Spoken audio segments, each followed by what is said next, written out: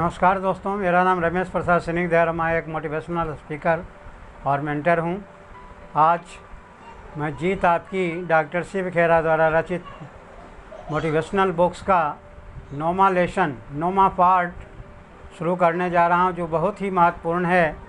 अब तक जितने भी वीडियो आपने जीत आपकी का देखा है, उसमें सबसे ज़्यादा महत्वपूर्ण और बिल्कुल निचोड़ है। आज मैं आपको बताने जा रहा हूं कि अच्छी शख्सियत बनने के कौन से 25 तरीके हैं, उनके बारे में हम जानेंगे और अपने जीवन में उसको उतारने का प्रयास करेंगे ताकि एक अच्छे शख्सियत आप बन सकें। शख्सियत का मतलब होता है जिसका एक अपना इमेज हो, जो समाज के लिए, देश के लिए, विश्व के लिए कल्याण का काम करता हो। वह शख्सियत बनने के कौन कौन से तरीके हैं, उसके बारे में आज जानेंगे। तो शुरू करते हैं। जिसे उड़ना सीखना हो, उसे पहले खड़ा होना, चलना और दौड़ना आना चाहिए। ये फ्रेडरिक नीत्शे ने कहा था। अच्छी शख्सियत बनाने के जो तरीके हैं, पहला तरीका है जिम्मेदारी स्वीकार करें, यानी एक्सेप्ट रिस्पॉन्सिबिलिटी। जो आपकी रिस्पॉन्सिबिलिटी है उसको एक्सेप्ट कीजिए। जिम्मेदारियां उस व्यक्ति की तरफ खींची चली जाती है जो उन्हें कंधे पर उठा सकता है। यह एल्बर्ट हर्बर्ट ने कहा था, जो बहुत बड़े विद्वान थे। जो लोग खुद जिम्मेदारी नहीं उठाते, वे लोग माँ बाप, गुरु, वंश, ऊपर वाले भाग या ग्रह नक्षत्रों का दोष देते हैं। जिम्मेदारियों से मुंह मोड़ना छोटेपन का नतीजा है। Pettiness causes us to ignore our responsibilities. महानता की कीमत जिम्मेदारी है। नंबर 2, औरों की परवाह। विंस्टन चर्चिल ने कहा था कि अगर आप अच्छे शख्सियत के रूप में अपने आप को दिखना चाहते हैं तो दूसरे की परवाह करना सीखो। जो स्वयं अपनी परवाह करता है उसका मरण होता है, जो सारी दुनिया का परवाह करता है उसका स्मरण होता है। अगर हम सब एक दूसरे के लिए उस छोटे बच्चों की तरह सोचें तो यह दुनिया कितनी हसीन हो जाएगी। दूसरों को ख्याल करें और नम्रता या शिष्टता दिखाएं। नम्र होना बहुत ज़रूरी है। जैसे पेड़ में जब फल लद जाते हैं तो पेड़ झुक जाता है, उसी तरह से अगर विद्वता आप में आ जाती है तो आप नम्र बनिए, शिष्ट बनिए। आपका आचरण जो है देख करके कोई नकल करे कि देखो कितना शिष्ट व्यक्ति है। सबकी जीत के बारे में सोचें, सिर्फ अपने जीत के बारे में मत सोचें। Think with mean. अपने शब्दों को सावधानी से चुनें। आलोचना और शिकायत ना करें। किसी का भी आलोचना करने वाला, कहा जाता है अंगुली एक तरफ होता है, तीन अपने तरफ होता है। अगर कोई किसी की आलोचना करता है तो समझ लीजिए कि वह व्यक्ति उससे 3 गुना दोषी स्वयं है। इसीलिए आलोचना और शिकायत से बचें। Don't criticise and complain. यह बहुत बुरी बात है। अगर कोई आदमी अब असफल होता है तो कई लोगों को गिना देता है कि इसके वजह से हुआ, उसके वजह से हुआ। नीचा दिखाने के लिए नहीं बल्कि मदद करने के इरादे से आलोचना कीजिए। तीखा स्वभाव ना अपनाएं क्योंकि यह नाराज़गी का निर्माण कराता है। आलोचना करने पर अगर कोई अपनी गलती सुधार लेता है और सही कदम उठाता है तो उसे शाबाशी दें।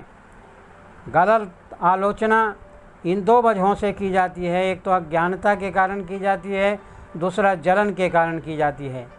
छठा कदम जो है, मुस्कुराएं और दयालु बने। Smile and be kind. हमें हमेशा दयालु प्रवृत्ति का रहना चाहिए और मुस्कुराते रहना चाहिए। मुस्कान की कोई कीमत नहीं होती, मगर यह बहुत कुछ रचती है। यह पाने वाले को खुशहाल करती है, देने वाला का कुछ घटता नहीं है। यह क्षणिक होती है लेकिन यादों में सदा के लिए रह सकती है। मुस्कान थके हुए के लिए आराम है, निराश लोगों के लिए रोशनी है, उदास के लिए सुनहरी धूप है और हर मुस्के लिए कुदरत की सबसे अच्छी दवा है। इसके मुस्कुराइए। कहा जाता है अनेक बीमारियों को आप दूर कर सकते हैं सिर्फ मुस्कुरा करके। खुश मिजाजी अच्छाई से पैदा होती है। मुस्कान बनावटी भी हो सकती है और सच्ची भी। हंसते हुए नूरानी चेहरे को हमेशा पसंद किया जाता है। इसीलिए हमेशा मुस्कुराइए और प्रसन्न रहने का प्रयास कीजिए।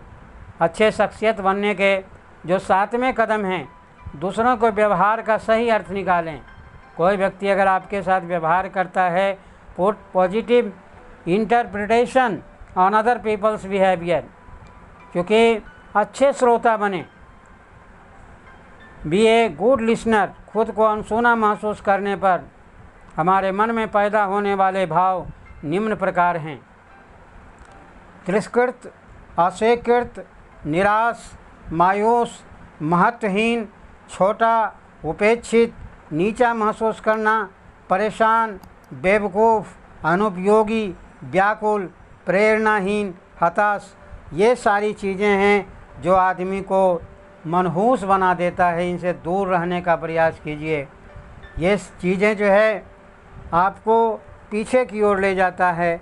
अगर आगे बढ़ना है, जब आपकी बात कोई ध्यानपूर्वक सुनता है, तब आप जो महसूस करते हैं वह इस प्रकार है। अगर आपकी बात कोई सुनता है तो आपको लगता है कि आप बहुत ही महत्वपूर्ण व्यक्ति हैं, इम्पोर्टेंट हैं, खुश हैं, प्लीज्ड हैं, संतुष्ट हैं, सेटिस्फाइड हैं।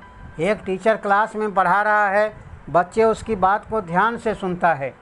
एक प्रवचन करने वाला प्रवचनकर्ता अगर हज़ारों की भीड़ में अपनी बात को कहता है, उसकी बात को लोग ध्यान से सुनते हैं, तो बहुत ही संतुष्ट होता है, हैप्पी होता है, प्रसन्न होता है, उपयोगी अपने आप को समझता है कि मैं बहुत उपयोगी हूँ, उत्साहित होता है, इनकरेज्ड होता है, प्रेरित होता है, इंस्पायर होता है, ख्याल रखा गया या ऐसा महसूस करता है। खुले दिल वाला होने की एकमात्र विश्वसनीय पहचान है खुले कान वाला भी होना। किसी की बात को ध्यानपूर्वक सुनिए, अनसुना मत कीजिए। ऐसा मैं नहीं कह रहा, ये डेविड हॉर्सबर्गर ने कहा था। 9वां कदम, जो अच्छे शख्सियत बनने के 9वें कदम है, उत्साही बने। बिना उत्साह के कभी कोई बड़ा काम नहीं हुआ है। अगर आप उत्साहित नहीं रहेंगे तो आपका काम नहीं हो सकता है। रॉल्फ वाल्डो इमर्सन ने कहा था, उत्साह और सफलता साथ साथ चलते हैं। अगर आपको उत्साह है कि इस काम को आप कर सकते हैं तो सफलता आपको ज़रूर मिलेगी, मगर उत्साह का नंबर पहला है। उत्साह आत्मविश्वास, आत्मबल और वफादारी को बढ़ाता है। इसीलिए हमेशा उत्साहित रहने का प्रयास करें। जब तक ज़िंदगी है, जिंदा दिली से जिएं, मौत आने से पहले ही मुर्दा ना बने। ऐसा बहुत शायरों ने कहा है, ज़िंदगी जिंदा दिली का नाम है, मुर्दा दिल क्या खाक जिया करते हैं। इसलिए मेरे प्यारे दोस्तों, आप हमेशा उत्साहित रहें। उत्साह और इच्छा साधारण व्यक्ति को भी असाधारण बना देता है। इसीलिए अगर आपको असाधारण बनना है, एक्स्ट्रा ऑर्डिनरी बनना है, तो उत्साह और इच्छा आपके साथ साथ होना चाहिए। 10वां कदम है, ईमानदारी और सच्चाई से प्रशंसा करें। किसी अगर प्रशंसा करते हैं तो ईमानदारी से करें, सच्चाई के साथ करें। मनोवैज्ञानिक विलियम जेम्स ने कहा था, इंसान की सबसे गहरी इच्छाओं में से एक है प्रशंसा पाने की इच्छा। कोई भी व्यक्ति हमेशा प्रशंसा पाता है, प्रशंसा पाने के बाद दुगने मन से काम करता है। चाहे एक मजदूर है या एक चपरासी है या एक कर्मचारी है या एक अधिकारी है, सब चाहता है कि उसकी प्रशंसा हो। अनचाहा महसूस होने का भाव तकलीफ़ देह हो सकता है। इसीलिए आपका जो भाव है वह चाहत युक्त होना चाहिए। आज के दौर की सबसे बड़ी बीमारी क्रोध या तपेदिक नहीं है। मेरे प्यारे दोस्तों, ध्यान से सुनिएगा इस बात को। मदर टेरेसा, जो गरीब बच्चों के लिए, अनाथ बच्चों के लिए काम किया, और आज मदर टेरेसा का जो संस्थान है 500 जगह में फैली हुई है, ज़्यादा भी हो गया होगा। आज के दौर की सबसे बड़ी जो बीमारी है कोढ़ या तपेदिक नहीं है, बल्कि अपने को गैर ज़रूरी महसूस करने का भाव है। इसलिए अपने आप को गैर ज़रूरी मत समझिए। आप समझिए कि मैं दुनिया का एक अनोखा व्यक्ति हूँ और मुझे भगवान ने अनोखा काम करने के लिए भेजा है। इसलिए अपने को महत्वहीन नहीं समझिए। किसी के अच्छा काम करने पर यदि हम उसकी तारीफ़ 6 महीने बाद करें तो उस तारीफ़ का असर कम हो जाता है। इसीलिए कोई व्यक्ति अच्छा काम करता है, उसकी तारीफ़ उसी समय करें तो और बेहतर करने का प्रयास करेगा। क्योंकि कहा जाता है कि day by day in every way I am getting better and better. दिन प्रतिदिन वह अपने को और अच्छा महसूस करने लगेगा। प्रशंसा में परंतु शब्द लगाकर उसे हल्का ना करें। किंतु परंतु लगा देते हैं लोग कि तुम बहुत तेज़ तो हो परंतु तुम बड़े ढीले काम करते हो, तुम बहुत इंटेलिजेंट हो, परंतु लगा देते हैं, किंतु लगा देते हैं, तो उससे उसका मनोबल नीचा हो जाता है। इसीलिए प्रशंसा को परंतु या किंतु लगा करके उसको हल्का ना करें। परंतु लगाकर हम उस प्रशंसा का महत्व मिटा देते हैं और इसके अलावा ऐसे दूसरे शब्दों का इस्तेमाल करना बेहतर है। मेरे प्यारे दोस्तों, झूठी प्रशंसा स्वीकार करने से सच्ची आलोचना स्वीकार करना ज़्यादा आसान है। जिस योग्य आप नहीं हैं, अगर उसकी कोई प्रशंसा करता है तो समझिए कि आप में मक्खन लगा रहा है, आपसे काम निकालना चाहता है। वैसे झूठी प्रशंसा से बचने का प्रयास करें। किसी मानदंड के बिना की गई तारीफ संबंधित आदमी को नाराज़ कर सकती है। इसलिए प्रशंसा और चापलूसी में क्या फ़र्क है? इन दोनों के बीच सच्चाई का फ़र्क है। एक दिल से होती है। अगर कोई किसी की प्रशंसा करता है तो वह दिल से करता है, जबकि चापलूसी अगर करता है तो ज़बान से करता है, उसे काम निकालना होता है। स्कूलों में एक पुरानी कहावत है कि चापलूसी मूर्खों की खुराक होती है। फिर भी कभी कभी तुम बुद्धिमान लोग इसे थोड़ा सा खाने के लिए भूखे हो जाते हो। जोनाथन स्विफ्ट ने कहा था, 11वां कदम है अच्छे शख्सियत के लिए, जब हम कोई गलती करते हैं तो उसे कबूल करते हुए बढ़ें। When you make mistake, accept it and move on। क्योंकि गलतियाँ सबसे होती है, हर एक इंसान से होती है, इसलिए गलती करके उसको स्वीकार कर लेना और फिर दोबारा वह गलती ना हो इसका प्रयास करना, यह बहुत अच्छी आदत होती है। गलती को दोहराना सबसे बड़ी गलती है। अपनी गलती के लिए न तो किसी पर दोष लगाएं और न ही बहाने बनाएं। गलती स्वीकार करने से दूसरा व्यक्ति निरुत्तर हो जाता है। इसीलिए अगर आपसे गलतियां हो जाती हैं तो उसे स्वीकार करें, ताकि सामने वाले को यह महसूस होगा कि ये गलती किया है।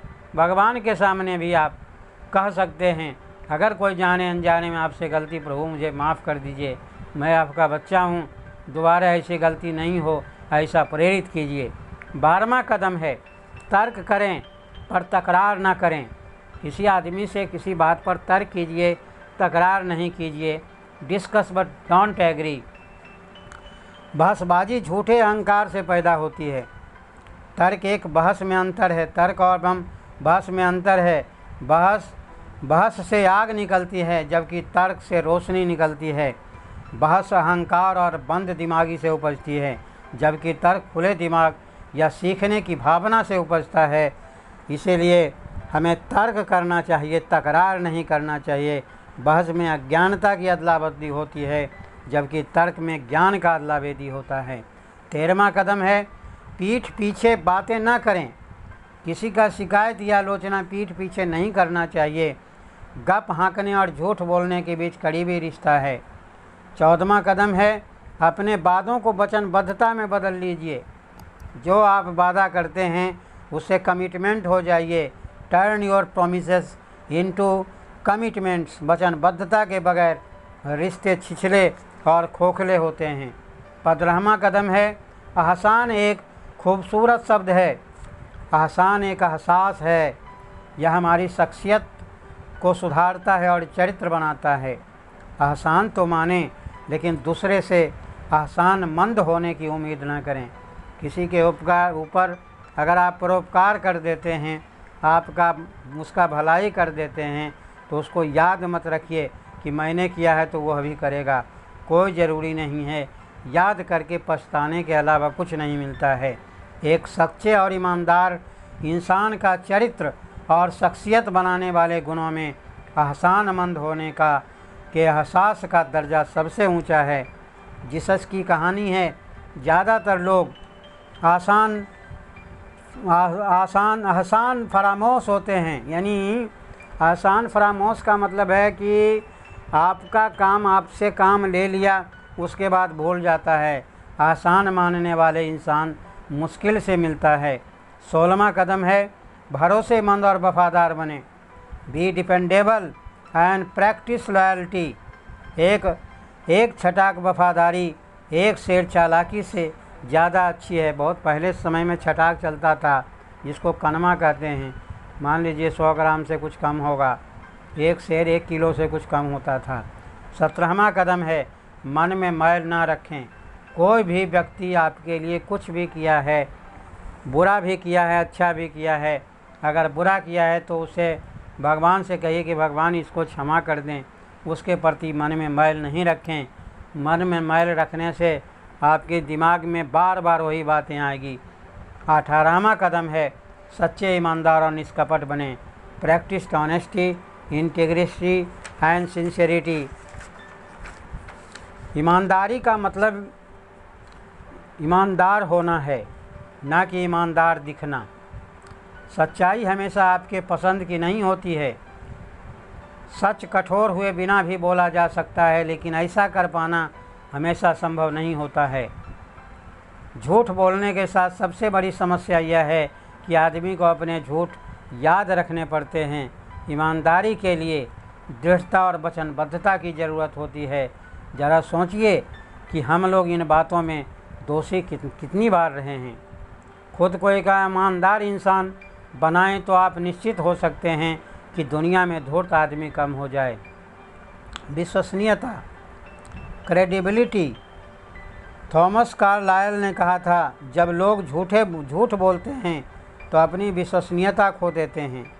एक बार जब वे अपनी विश्वसनीयता खो देते हैं तो सच बोलने पर भी कोई उनका विश्वास नहीं करता है। अधूरा सच बोलकर या अधूरी जानकारी देकर, सच को बढ़ा चढ़ा कर बोलकर दिखावे से दूर रहें। Stay away from pretence. झूठी और बेकार की नाटकबाजी से दूर रहें। शब्दों से अधिक काम बोलते हैं। किसको है प्यार सबसे ज़्यादा? ईमानदारी बनाए रखें।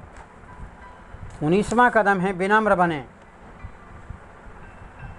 विनम्र बने। स्टेप 19 प्रैक्टिस हर ह्यूमिलिटी। विनम्रता के बिना आत्मविश्वास अहंकार बन जाता है। विनम्रता सारी खूबियों की बुनियाद है। यह आदमी की महानता को दर्शाती है। 20वां कदम है दूसरों को समझाने और ख्याल रखने वाला बने। Be understanding and caring. उदारता भावनात्मक परिपक्वता की पहचान है। उदार होने का मतलब है कि हम बिना किसी के कहे औरों को ख्याल रखें और उनके लिए सोचें विचारें। व्यवहार कुशल बने। Be tactful.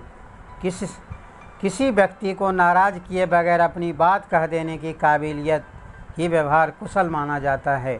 दयालुता, काइंडनेस। दयालुता एक ऐसी भाषा है जिसे बहरे सुन सकते हैं और अंधे देख सकते हैं।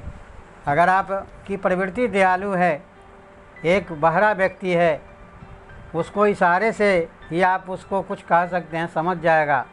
अंधे को सहारा आप दे दिए, वो समझ जाएगा। रोड पार करा दिए आप, वो समझ जाएगा कि ज़रूर दयालु व्यक्ति है। दयालुता की भावना इंसान में अच्छी अनुभूति पैदा करती है, चाहे व्यक्ति इस भावना को किसी और के लिए दिखाए या दूसरे लोग उसके प्रति दिखाएं। 21वां कदम है हर रोज़ शिष्ट बनने का अभ्यास करें। शिष्टाचार अच्छी परिवेश की पहचान है। कॉर्टेसी सोज गुड अपब्रिंगिंग। 22वां कदम है हंसने हंसाने की आदत डालें और खुश मिजाज बने। हंसने हंसाने में स्वस्थ करने की शक्ति है, the healing power of humour. इसलिए हंसिए और हंसाइए। 23वां कदम है दूसरों को मजाक न उड़ाएं और ना ही उन्हें नीचा दिखाएं। Don't be sarcastic and put others down. 24वां कदम है दोस्त पाने के लिए दोस्त बने। To have a friend be a friend. दोस्ती त्याग मांगती है और इम्तहान लेती है। दोस्ती और रिश्ते बनाए रखने के लिए त्याग, निष्ठा और समझदारी की ज़रूरत पड़ती है। बिना दोस्ताना सहयोग के सफलता प्राप्त करना मुश्किल है। एक खुशमिजाज शख्सियत संतुलन को बनाए रखते हुए खुले दिमाग वाली और हालात के अनुसार ढलने वाली होती है। 25वां कदम है लास्ट कदम है अच्छे शख्सियत बनने के लिए नोट लिस्ट। दूसरे की भावना को महसूस करें तो ये आज अच्छे शख्सियत बनने के जो 25 कदम हैं बहुत ही महत्वपूर्ण हैं और इसे आप जीवन में उतारने का प्रयास करें, ज़िंदगी बदल जाएगा। इन्हीं शब्दों के साथ मैं वाणी को विराम देता हूँ और अगले वीडियो के साथ फिर मिलेंगे। Thank you for watching this video.